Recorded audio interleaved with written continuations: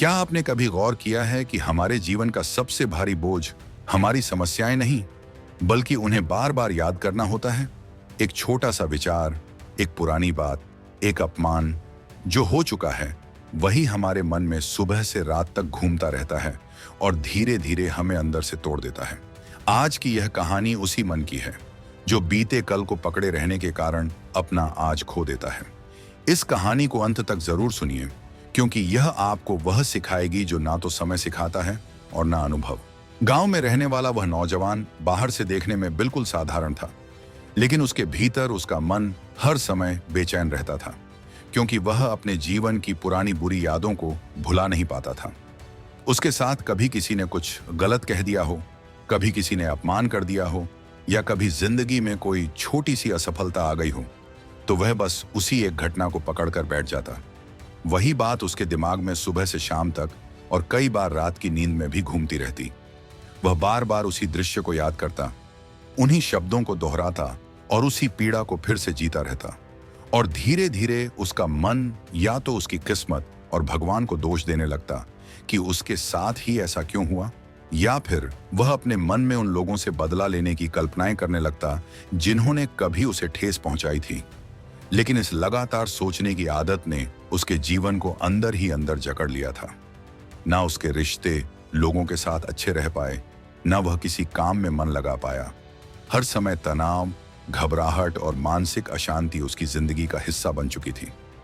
उसकी यह हालत देखकर उसके एक मित्र को दया आई और उसने उसे सलाह दी कि पास के ही एक बौद्ध मठ में रहने वाले जैन आचार्य के पास जाकर अपनी समस्या बताओ। वे मन और विचारों की प्रकृति को गहराई से समझते हैं, शायद वे तुम्हें कोई रास्ता दिखा सकें।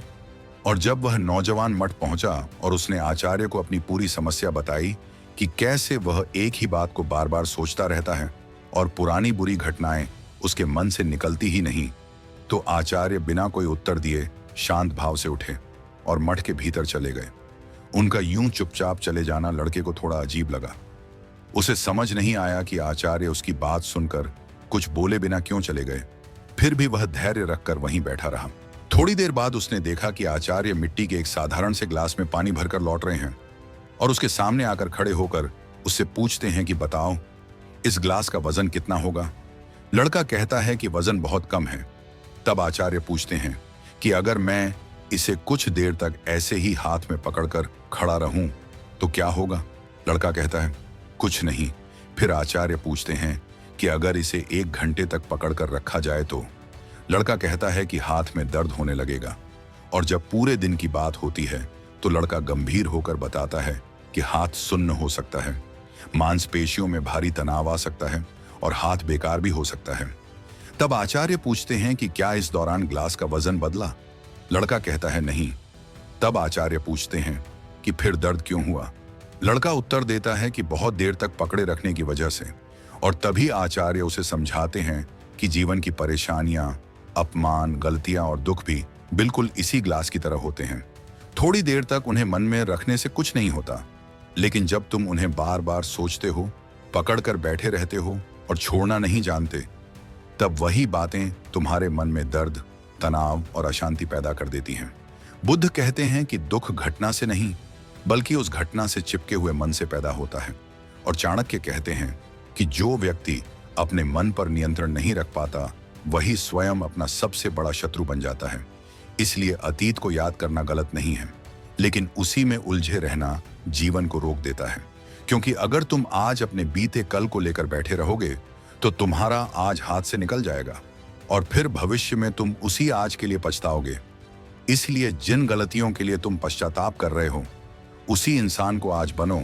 आज अपने कर्मों को सुधारो और आज ऐसी गलतियां मत करो जिनके लिए तुम्हें कल पछताना पड़े। क्योंकि चिंता समाधान नहीं देती, बल्कि व्यक्ति को उसकी चिता तक ले जाती है। और वही मन वास्तव में मुक्त होता है जो वर्तमान में जीना सीख लेता है। उस दिन उस नौजवान ने बुद्ध की यह सीख समझी कि दुख घटनाओं से नहीं, बल्कि उन घटनाओं को पकड़े रहने वाले मन से जन्म लेता है। और जैसे ही उसने अपने अतीत को नीचे रखना सीखा, उसका मन धीरे धीरे हल्का होने लगा। मठ से बाहर निकलते समय उसके हाथ खाली थे, लेकिन उसके भीतर पहली बार शांति थी, क्योंकि उसने जान लिया था कि कुछ पीड़ाएं सुलझाई नहीं जाती, बस उन्हें छोड़ दिया जाता है। और जब मन वर्तमान में टिक जाता है तो अतीत की जकड़ अपने आप ढीली पड़ने लगती है। उसी क्षण उसे यह भी बोध हुआ कि चिंता भविष्य को नहीं बदलती बल्कि वर्तमान को छीन लेती है।